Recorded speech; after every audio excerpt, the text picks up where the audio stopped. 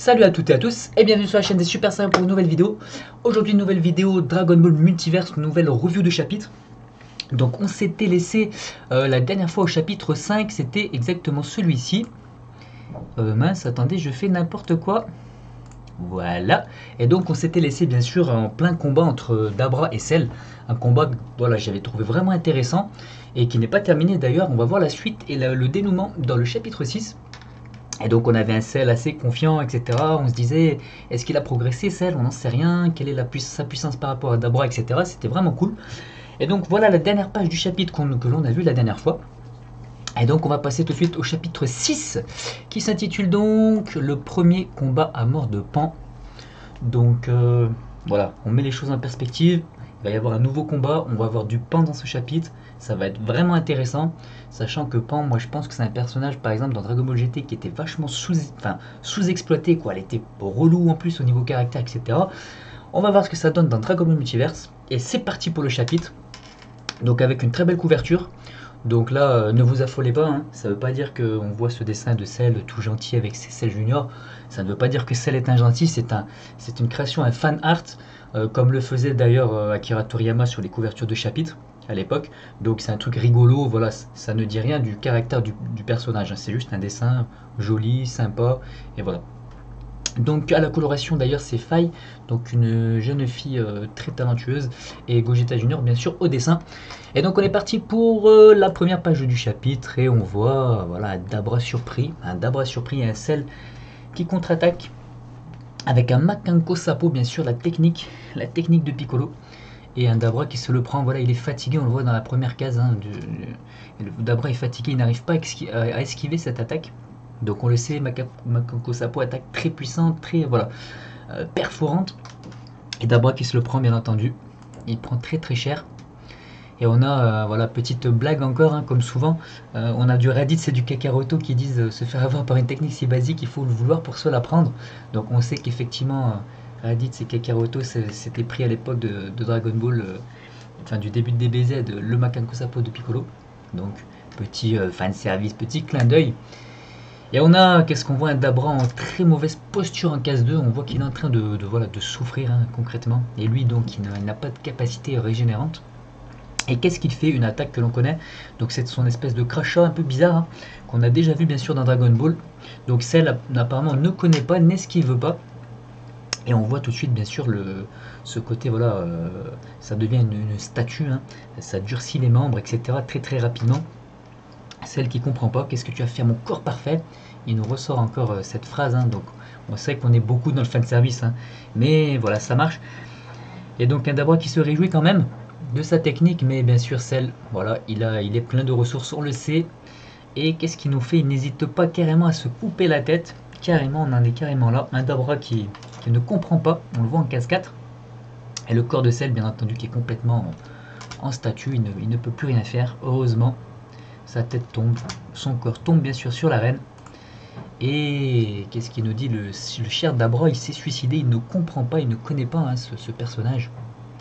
Et là encore, du fanservice, j'ai déjà donné. Donc on sait que Cell, voilà, le suicide raté, hein, contre Sangwan. Encore un petit clin d'œil. Et Cell, bien entendu, qui, avec toutes ses capacités, réussit, bien entendu, on le sait, à se régénérer. Voilà, il se régénère une nouvelle fois. Et on a un Dabra qui ne tient plus. Qu'est-ce qu'il fait, Dabra? Non. Voilà, tout simplement, il tombe par terre, il tombe au sol. Le Makanko Sapo l'a vraiment calmé. Et c'est comme ça que se termine le combat. Une fin peut-être un petit peu abrupte, mais pourquoi pas, ça marche bien. On a vécu un beau combat, c'était vraiment intéressant. Et on nous dit, voilà, Cell a gagné. Effectivement, il était supérieur à Dabra. Et la régénération aide beaucoup, en effet. Néanmoins, chose très intéressante en case 3. Regardez, on a un Cell qui nous dit, donc ça va être très intéressant pour la suite, bien sûr, de Dragon Ball Multiverse. J'ai donc parfaitement réussi à retenir mon niveau au même niveau qu'au début du Cell Game. Donc là, il a vraiment pas tout donné, Cell, loin de là. Il n'était certainement même pas en Super Saiyan 2 d'ailleurs, parce qu'on n'a pas vu avec les éclairs, etc. me semble-t-il. Donc un Cell, voilà, serein, très stratège, en même temps qu'il en a profité pour s'amuser, parce qu'on sait que c'est un fan de combat, voilà. Il a ce sang saillant en lui aussi. Et donc ça donne beaucoup de, voilà, d'espoir pour la suite. À quoi va servir ce personnage? Est-ce qu'il va se passer des choses? Est-ce qu'il est très puissant? Jusqu'où a-t-il pu progresser? Donc ça c'est vraiment cool. Et on enchaîne donc avec le combat qui était annoncé dans le titre, c'est Pan, donc la petite Pan de l'univers 16, attention, contre Bojack de l'univers 6. Donc Pan de l'univers 16, rappelez-vous, vous avez deux Pans, hein. Il faut bien le saisir, elles ne sont pas habillées de toute façon de la même manière. Vous avez la Pan de l'univers 16 qui est la fille de Végéto en fait, et vous avez la Pan de l'univers 18 qui est l'univers que nous on connaît de Dragon Ball, qui est la petite fille donc de Goku et la fille donc de Sangwan. Et pardon, j'ai dit une bêtise, c'est pas la fille de Végéto, c'est la fille de Sangwan de l'univers 16. Voilà, parce qu'il y a un Gohan dans à peu près le même Gohan dans les deux univers. Et donc c'est parti pour pour ce combat, et on a un Gohan voilà qui va prendre sa petite fille, enfin sa fille, hein, je dis sa petite fille, c'est sa fille. Attention, je connais Bojack, il lui dit c'est quelqu'un de très très fort. Et là on a une Pan qui dit voilà, en case 2 je ne vais pas déclarer forfait, c'est une Saiyan, elle a le combat certainement en elle, et donc voilà, un Gohan très prudent. Et moi j'aime bien voir ce côté là, enfin on voit que ce Gohan il est classe, il est fidèle à ce qu'on connaît quand même, c'est-à-dire qu'il est réfléchi, il est prudent, et c'est vraiment intéressant de voir ça. Ça n'a rien à voir avec les Gohan de Dragon Ball Super, enfin qu'on a vu, hein, le Gohan de Dragon Ball Super qui est un peu chelou. Là moi je trouve que c'est respecté, c'est dans la continuité de ce qu'on sait de Dragon Ball. Pour moi son caractère est vraiment bon. Et donc c'est parti, un Bojack qui attend, et on a une Pan qui arrive sur le ring. Et on a un Bojack qui se réjouit, hein, parce qu'on sait que c'est un peu un personnage, donc rappelez-vous c'est un personnage d'un film, hein, un film qui n'est pas extraordinaire, qui est sympa. Et c'est un peu voilà, un personnage un peu cruel, une espèce de chef de gang, etc. Un mec un peu chelou, très méchant et très puissant. Et donc il se réjouit de voir cette petite fille. Donc il attaque directement. Et on a une Pan voilà, qui arrive à esquiver. Donc une grosse attaque, vous regardez dans la première case ici, qui est vraiment belle, on sent l'impact. Ça a déchiré un petit peu l'arène. C'est vraiment très très beau. Enfin toute la page d'ailleurs est magnifique. On a une Pan voilà, qui comprend qu'il va falloir qu'elle donne tout ce qu'elle a. Et donc regardez au niveau de la dernière case, une Pan qui se transforme en Super Saiyan. On va dire Super Saiyan. Donc voilà, rappelez-vous, donc là, ce chapitre, donc je ne sais pas en quelle année, etc., il a été diffusé, mais Dragon Multiverse, aujourd'hui, en 2019, ça a plus de 10 ans. Donc là, quand on a vu cette Pan Super Saiyan, c'était bien avant Dragon Ball Super, que Salagir avait eu l'idée, etc. Et ben franchement, ça tue, moi je suis content de voir ça, ça fait plaisir. En plus, le design du personnage, regardez comme elle est bien faite. La coupe de cheveux, tout y est quoi. On voit que c'est une fille en plus. On se rend pas compte. On se dit pas elle est comme Goku. Non, voilà, c'est une fille. La coupe Super Saiyan qui démonte. Voilà, là la classe, elle a cette tenue là qui fait penser aussi à Goku. Voilà, c'est magnifique. C'est ça qu'on a envie de voir. Et par exemple dans DBGT, pourquoi ils n'ont pas eu l'idée de travailler plus ce personnage et voilà, de développer une transformation Super Saiyan qui aurait marqué les esprits. Et donc là dans Dragon Ball Multiverse, voilà, c'est le cas, ça a été fait. Et regardez ce dessin comme il est beau, franchement j'ai du mal à me remettre encore, ça me met les frissons. D'ailleurs je me suis permis, je vous montre rapidement, je fais une petite coupure dans le chapitre pour vous montrer, donc moi j'avais coloré un petit peu cette Pan que je trouve vraiment magnifique. Donc voilà un petit peu ce que j'avais fait, c'est pas mal, c'est sympa, voilà, ça demande pas mal de temps mine de rien. Je me suis inspiré bien sûr de pas mal de choses, hein, j'ai pas tout inventé. Et voilà, avec en décor le public de l'arène de DBM, hein, avec une planète, un ciel un peu sympa, et cette Pan Super Saiyan voilà, qui donne tout. Donc voilà, ce que si vous voulez voir ce dessin, n'hésitez pas à visiter mon DeviantArt. Il y a d'autres dessins essentiellement Dragon Ball Multiverse. Donc n'hésitez pas, faites-vous plaisir. Et puis je suis abonné à pas mal de personnes aussi, j'ai des collègues d'autres pays qui font des colorations de Dragon Ball Multiverse qui sont très talentueux, notamment Omola Gabor. Peut-être certains d'entre vous le connaîtront, donc n'hésitez pas à vous abonner à sa page, il est très très fort, beaucoup plus fort que moi. Et c'est vraiment sympa de voir ce qu'on peut faire au niveau couleur avec Dragon Ball Multiverse. Donc on reprend, et on a voilà, donc rappelez-vous, donc celle qui combat, qui s'est transformée, c'est la Pan de l'univers 16, l'univers avec Végéto. Et là donc on a la Pan de l'univers 18 qui est surprise, qui elle certainement ne sait pas se transformer en Super Saiyan, et qui se dit ah je peux le faire, etc. Intéressant d'avoir un petit peu deux personnages qui ont grandi différemment, qui sont peut-être pas voilà, qui n'ont pas la même force, etc. Donc plutôt cool. Et regardez toujours en troisième case un petit peu, elle commence à gagner un petit peu en sérénité, en assurance, son côté saillant. Et là c'est parti, elle se lance de nouveau et elle donne tout. Donc vraiment un dessin assez dynamique, vraiment très très joli de la part de Gogeta Junior. Regardez Pan qui n'hésite pas, voilà, elle donne des coups de poing, etc. Un Bojack légèrement en difficulté. Une Pan voilà, qui tente des techniques, quoi. Regardez, elle essaye de passer derrière son adversaire pour faire un Kamehameha. Voilà, c'est stylé, quoi, il n'y a rien à dire. Et hop, un Bojack qui se prend ça de plein fouet dans le dos. Vraiment encore des très très beaux dessins avec un Gohan, voilà, on sent qu'il est un petit peu inquiet. On a une Videl aussi à côté qui encourage son enfant, bien sûr. Une Pan un petit peu fatiguée, un Bojack qui est à terre. Et qu'est-ce qu'on voit? On voit une Videl voilà, qui est fière, mais qui croit que c'est déjà gagné. Mais en effet, non, non, pas du tout. On a un Bojack voilà, qui ramasse la poussière et qui, regardez en avant-dernière case, qui est un petit peu énervé. Très belle expression d'ailleurs, c'est très bien dessiné, il n'y a rien à redire. Et on a une Zangia, cette petite va connaître la fureur de Bojack. Donc il en faut pas beaucoup pour l'énerver apparemment Bojack, mais voilà. Et qu'est-ce qui se passe? Regardez encore une magnifique case, vraiment sublime de Gogeta Junior, c'est quasiment parfait quoi. C'est vraiment du DBZ dans le style, du Toriyama, tout en ayant aussi son style à lui, c'est pas une pure copie non plus. Donc magnifique, rien à redire. Un Bojack là qui commence à en imposer, hein, vous savez là, à ce moment là il est vert, il a les cheveux rouges, etc. Dans le style DBZ quoi, qui marche. C'est pas le meilleur personnage mais il fonctionne. Et voilà, donc là il donne certainement un petit peu tout ce qu'il a. Sa puissance a augmenté, la pauvre Pan s'en rend compte. Et on a un Bojack voilà, qui se téléporte devant elle, petite effrontée, il l'attrape carrément par le cou. Et regardez ce qui se passe, il se délecte d'étrangler cette petite fille. Et regardez Pan là qui souffre, c'est assez terrible de voir cette case en avant-dernière case. Un Gohan qui prend sur lui, on le voit, qui serre les dents.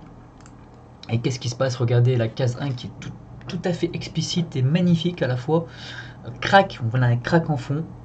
Et on sait qu'on comprend par rapport au fait que la case soit en noir et blanc. C'est que tout simplement, Bojack a tué instantanément la petite Pan. Regardez Gohan encore, des expressions très très bien faites, ses yeux, tout y est quoi, il transpire, etc.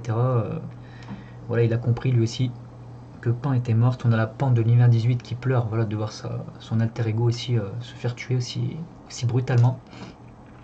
Et on a les annonceurs qui disent mort de Pan, Bojack de l'univers 6 est vainqueur.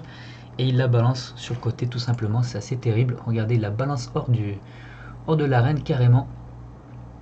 On a une Videl pleurer, etc. Donc là, on voit dans Dragon Ball Multiverse, l'objectif, comme on disait, c'est pas de voir des gens démembrés, etc. Mais on voit qu'il y aura des moments un petit peu durs, il y aura de la tension, il y aura des morts éventuellement. Donc ça change un petit peu, ça remet en perspective avec aujourd'hui ce concept de Dragon Ball Super, où voilà, tout est édulcoré, il n'y a jamais un bout de sang, il n'y a jamais de machin. L'objectif, c'est pas de voir des gens souffrir, mais on est dans Dragon Ball, on aime quand il y a de l'enjeu, quoi. De l'enjeu, c'est très important. Donc là, c'est pas vraiment de l'enjeu, mais on a une scène forte quand même. Donc c'est très intéressant pour moi, voilà. Et c'est respectueux par rapport à DBZ, qui parfois est très violent aussi. Et voilà, on a un Gohan qui a récupéré sa fille. On a un Kakaroto qui n'est absolument pas touché, parce qu'on sait qu'il est un peu... il est très mauvais, quoi, et pervers. Et on a voilà Gohan qui récupère son enfant. Et on a, regardez Bra aussi qui se transforme elle aussi, je crois qu'on ne l'avait pas vu hein, en Super Saiyan. Donc Bra se transforme, elle sait aussi se transformer. Elle est assez stylée au niveau de ses vêtements, on voit, hein, avec sa petite mèche qui remonte. Franchement, là au niveau cara design, c'est vraiment du DBZ, avec des femmes en plus, c'est magnifique. Là elle est habillée en mode voilà combattante, cette Bra c'est la Bra aussi de l'univers 16, hein, donc la fille de Végéto. Et donc elle veut carrément découdre avec Bojack, hein. On sent qu'elle est un peu nerveuse. Et donc il y a Piccolo qui la retient. Piccolo toujours aussi sage, hein, toujours aussi réfléchi. Il lui dit pas hors d'un match. Et pareil, Végéto l'attrape aussi, il lui dit non, non, si tu vas combattre hors d'un match, tu seras éliminé et tout notre univers sera éliminé. On la ressuscitera avec les Dragon Ball. Donc voilà, ils arrivent à calmer Bra. Et regardez là, regardez au niveau de la mise en scène, comme c'est bien fait. Et comme c'est bien pensé. Regardez Gohan en case 3, on voit pas son visage. Vous savez, la personne qui est triste, parfois dans la mise en scène, on préfère ne pas montrer. Et on comprend que cette personne a quelque chose. Ah, c'est des détails, hein, mais moi j'aime les détails. Ah, on a un Piccolo, voilà, qui aime, et on sait qu'il il a un profond respect, qu'il aime profondément Gwen. C'est lui qui lui dit tiens, pour mettre ta fille, je te donne cette espèce de, voilà, de bol chelou. Regardez là aussi en avant-dernière case, on voit pas le visage de Gwen, on sait qu'il est triste, il baisse la tête, etc. C'est vraiment bien foutu quoi. Et une bras qui insiste, voilà, Bojack doit mourir. Et donc là on a un Gwen aussi qui malgré la mort de sa fille devant ses yeux, il connaît les règles, voilà, nous n'avons pas le droit de l'attaquer, il le dit à Bras, mais regardez, il commence à enlever ses lunettes, il a sa chemise encore, cette espèce de chemise de scientifique, mais je sais pas si ça fonctionne quoi, c'est Sam Gwen, et regardez la classe, on a un Gwen voilà, qui on sait qu'il est colérique aussi, ce Sam Gwen, hein.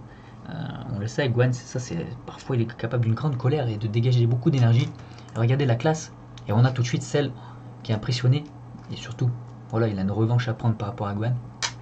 On a le personnage, donc le Super Namek, et tout le monde qui se rend compte un petit peu que Gwen n'a pas perdu son talent. Et il s'énerve même, hein, regardez, ne met pas en danger notre participation et la résurrection de Pan, c'est ce qu'il dit à Bras. Et là, voilà, Bras se calme un petit peu. Et d'ailleurs, elle est très bien dessinée, très choupinou. J'adore dans les 2 premières cases. Et donc voilà, c'était vraiment sympa à ce niveau-là, une petite séquence émotion, voilà, mais c'était sympa. On a une Pan par contre là de l'univers 18, donc vous avez vu, elle est légèrement différente, elle a le bâton de son grand-père, etc. Plutôt cool. Et elle dit, voilà, je serai jamais au niveau, elle s'inquiète forcément. Et on la rassure en lui disant que tu pourras certainement te transformer bientôt, etc. Donc vraiment cool. On a une Bras, donc celle-là c'est la Bras de l'univers 18 aussi. Donc elle a pas la mèche devant, elle a la mèche plaquée. Et elle par contre elle s'entraîne pas du tout, hein. C'est pas du tout la même que celle de l'univers 16. Et elle dit je ne pourrais jamais être Super Saiyan. Et Vegeta lui dit bah tu pourrais très bien l'être si tu t'entraînais. Donc après une petite blague sur la coiffure. Donc vraiment cool.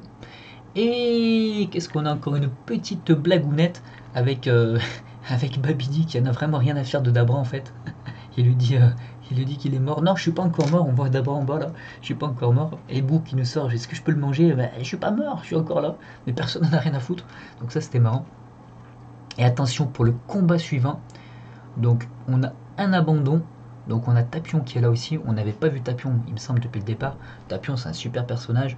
Il a vraiment la classe. Et le film dans lequel il est, je pense que c'est un des meilleurs films. Je me demande si c'est pas mon préféré d'ailleurs. Des films DBZ. Et pour le match suivant, qu'est-ce qu'on a? On a un Sosa, donc Sozer, donc du film de couleur, donc le soldat de couleur, le meilleur soldat de couleur, le frère de Freezer, contre Kulilin. Donc là ils l'ont appelé Kulilin dans la façon de nommer les personnages. Bon, on s'en fout, c'est Krillin, voilà, pour ceux qui parlent en français c'est Krillin, ou Kulilin, pourquoi pas. On a un Kulilin, regardez, en dernière case ces humains là, c'est l'univers 9. Il me semble qu'on n'a pas trop vu encore cet univers. Et on a du Tenchinan, du Yamcha et un Krillin de dos. Enfin, on imagine que c'est Krillin, regardez, il a une carapace. Et regardez, il se retourne, c'est bien moi, un Krillin un petit peu vieux, qui est différent de celui qu'on connaît. Certainement qu'il n'a jamais connu ses 18, etc. Et regardez, il arrive sur la scène, on a un Sozer assez sûr de lui. Un vieux débris, ce match sera bientôt fini, enfin vite fini. Je crois que, donc Krillin lui dit, je crois que l'un de mes amis t'a tué quand j'étais jeune, et tu n'as pas pris une ride depuis, c'est injuste. Effectivement, plein de, voilà, c'est super rigolo. Et regardez ce Krillin qui est sage, qui ressemble énormément à son ancien maître, à Kame Sennin, quoi, Tortue Géniale. Putain, c'est ça qu'on veut voir, c'est magnifique, regardez comme c'est stylé. Il a la carapace, c'est trop bien pensé. Pourquoi ceux qui font des BS ne pensent pas à ce genre de choses, voilà, ou s'inspirent, enfin... Moi, bref, passons à autre chose. Et donc c'est parti pour le combat. Et d'ailleurs, on est encore dans le chapitre, là, c'est bizarre. Il me semblait que le chapitre se terminait. Donc on a un Sosa qui se lance à l'assaut. Est-ce que j'aurais loupé la fin du chapitre? Le premier combat à mort de Pan. Non, voilà. Donc justement, il s'arrête ici. Donc on a un Sosa qui se lance et c'est parti de personnages relativement faibles par rapport aux autres, mais intéressant de voir ce que ça va donner. Et regardez, on a un Krillin tout en sagesse qui dit à son adversaire, eh bien mon ami, il ne faut pas frapper sur du Kachin, cela fait très mal. Tout souriant et tout mignon. Et justement, le chapitre donc 6 s'arrête là, c'est bien ce qui me semblait, je le trouvais un petit peu long, mais c'est tout à fait ça. Donc voilà ce que ça donne pour ce chapitre, très intéressant. On a vu du pan, on a vu de la tension, on a vu de l'émotion, des très très beaux dessins avec des belles transformations. On a vu un Cell sûr de lui qui a encore des choses à prouver, etc. Un Bojack très puissant qui va certainement rencontrer Cell, donc justement, savoir un petit peu ce que ça donne entre les deux persos. Voilà, ça déchire, j'ai rien d'autre à dire. Donc je vais donner une note rapidement. Donc ce que je vais faire, je vais donner une note pour le dessin et une note pour le scénario. Donc le dessin pour moi ça sera 9 sur 10. C'est quasiment parfait, c'est très très beau. Gogeta Junior, félicitations. Et pour le scénario, mise en scène, etc., je vais mettre 9 aussi. Parce que c'est très bon, putain, quand tu lis ça, t'as envie de continuer. Là j'ai envie de continuer, de voir la suite. Donc pour l'instant rien à redire, à part certains dialogues, par moments qui sont mal tournés je trouve, mais ça c'est dans tout DBM. C'est mon avis personnel. Et pour le reste, c'est nickel. Écoutez, on en reste là pour cette fois, pour cette review. Je vous remercie d'avoir regardé. Je vous dis à la semaine prochaine certainement pour le chapitre 7. Et puis, je vous dis bien entendu, à la prochaine.